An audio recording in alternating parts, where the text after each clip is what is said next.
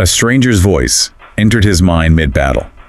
A catastrophe is approaching, and your death nears. Oh, that moment gave me chills. He had, absolutely no idea who it was. Right, and it continues. It is the world engine that is the true treasure.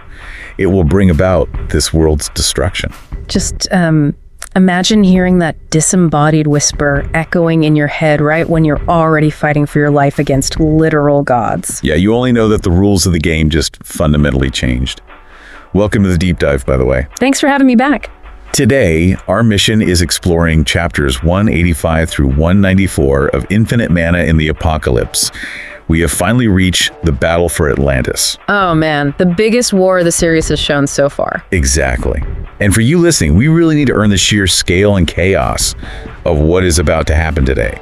Because, this isn't just a skirmish, it's an apocalyptic war. Yeah, the board has completely changed. We're picking up right as the combined forces of the demon world, so, infernal conquerors and the cultivators are converging on Atlantis. Which is this incredibly advanced underwater city, both technologically and magically. Oh, right. So if you're trying to picture this, use the analogy of an ultimate crossover event in a comic book where, every single villain shows up at once. Yeah, that's perfect. Except in this case, the hero actually did his homework and brought his own monsters. He really did.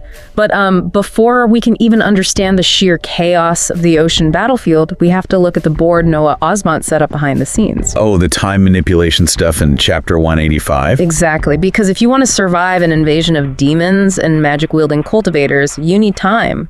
And time is, something he didn't have. So he just manipulates the mechanics of his reality to get more. Yeah, he orchestrates this incredibly tense meeting inside the frozen plateau spiritual land's time-space. And for you listening who might need a quick refresher, a spiritual land isn't just a piece of real estate, it's an isolated pocket dimension. Right, and by manipulating the core of that space, Noah alters the flow of time itself. He basically buys himself weeks of diplomatic leverage in what amounts to mere seconds in the outside world. Which is crazy, and the diplomacy he's conducting in there is completely unprecedented. He introduces his new ally, the demon ruler Barbatos, to the Kraken. Yeah, putting the necromancer of chaos and the oldest calamity of the sea in the same room. I have to push back on his risk management here. Isn't that essentially playing with matches in a fireworks factory? Oh, absolutely. Barbatos literally just betrayed her own kind, and the Kraken is a mythological force of destruction. One wrong word, and Noah's entire coalition goes up in smoke, right? You'd think so, but Barbatos actually completely diffuses that volatility. And she does it through this brutal, unprompted confession. Wait, she doesn't posture at all? No. She completely surprises everyone. She bows to the Kraken and introduces herself as, quote, a wretch, perfidious, and a rotten woman. Oh, wow. So she just owns it. Yeah, she casts off that rigid, arrogant hierarchy of the demon world and just owns her treacherous nature. She knows a pragmatist like the Kraken will only tolerate her if she lays all her cards on the table. And the Kraken's response is, purely functional, right? Exactly. He doesn't care about her demonic origins.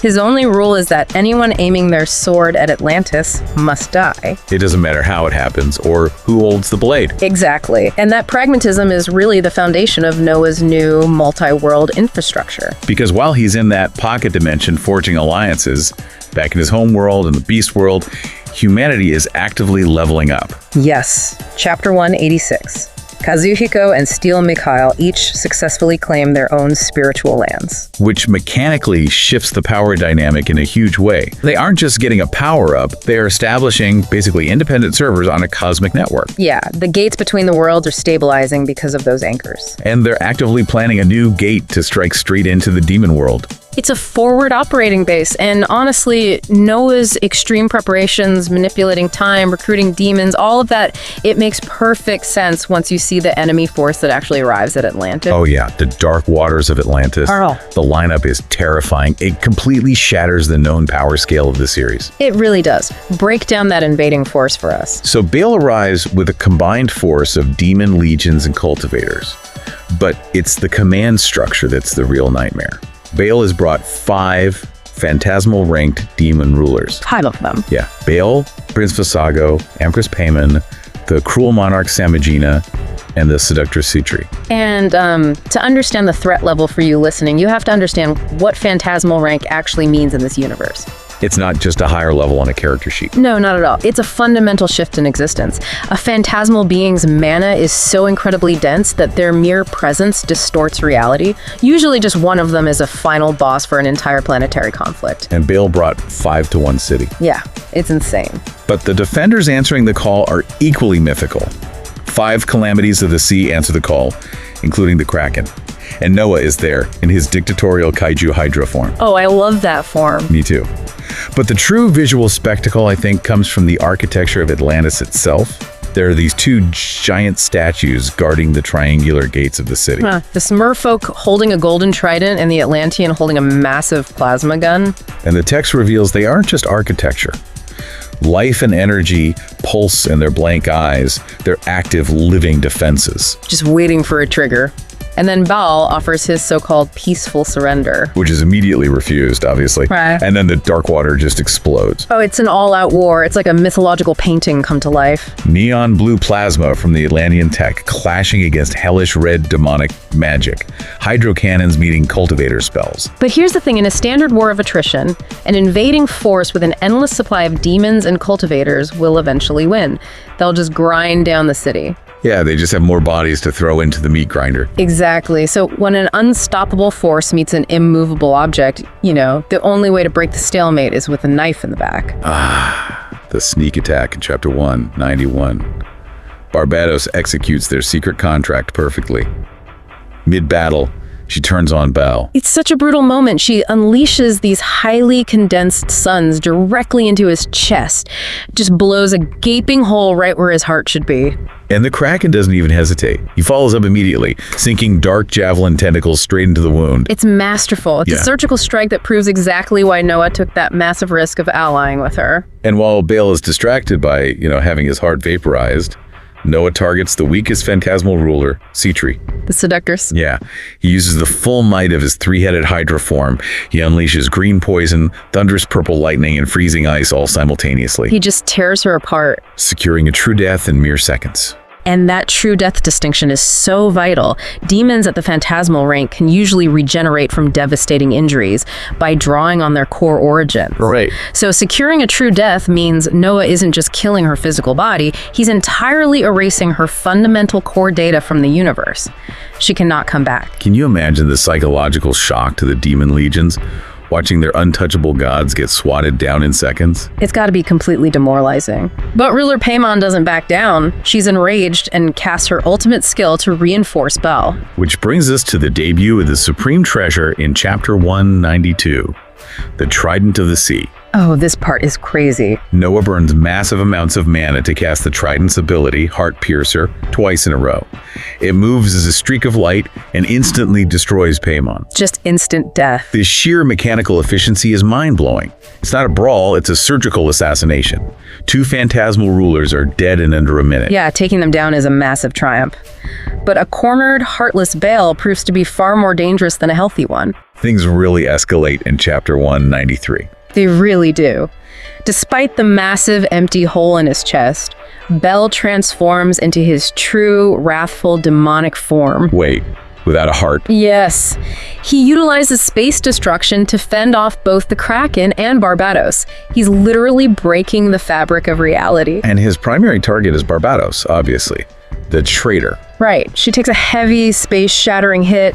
Her defenses just break down. But before Baal can finish her off, Noah uses his authority over his space to pull the heavily wounded Barbatos into his spiritual land.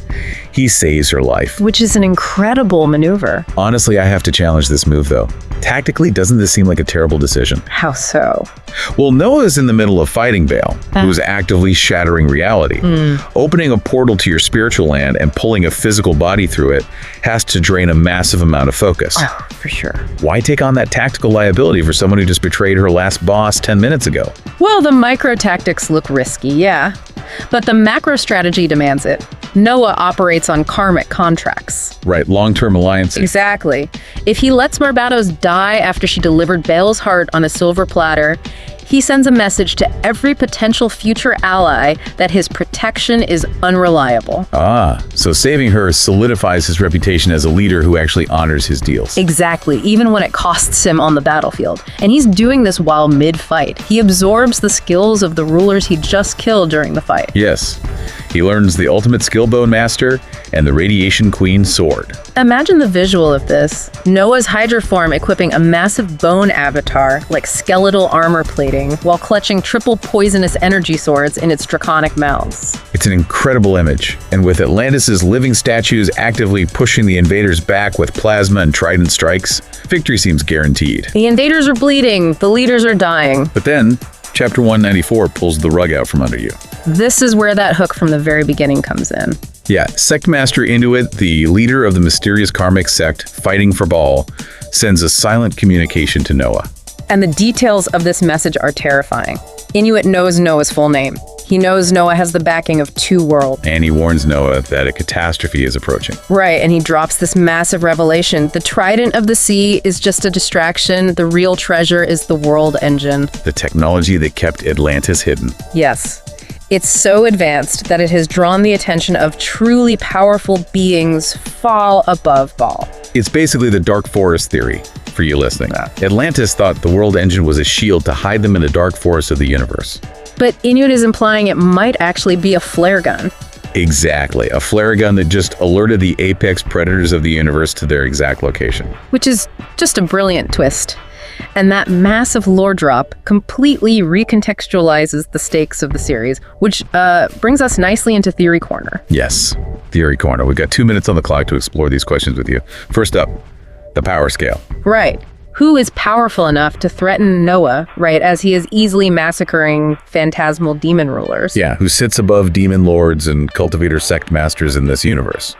Well, looking at earlier lore, it could be the Celestials. Noah actually bluffed Barbatos previously by claiming he was a celestial disciple.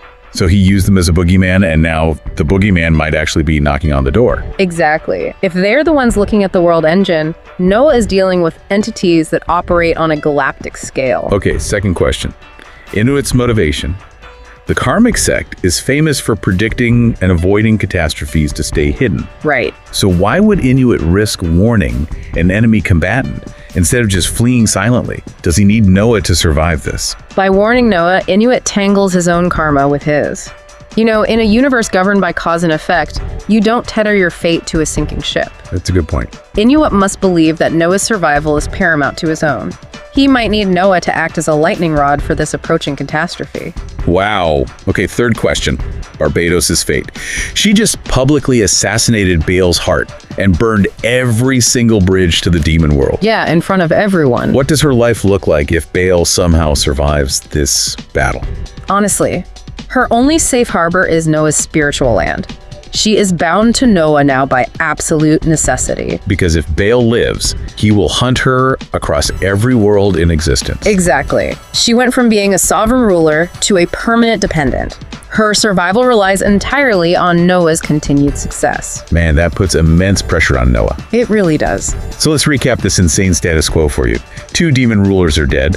Baal is missing a heart, but is still fighting furiously. And a mysterious Sect Master just warned Noah that the real danger hasn't even arrived yet. The scale of this is just incredible. I want to leave you with a final provocative thought to mull over. Lay it on us. If the world engine is powerful enough to manipulate space to hide an entire world, what happens if these unknown higher-tier beings decide to use it not as a shield, but as a weapon? Oh, that's terrifying. The true catastrophe might not just be their arrival, but what they intend to do with that tech. Exactly. Drop your theories. That's DeepLore. Yeah. See you in the next one.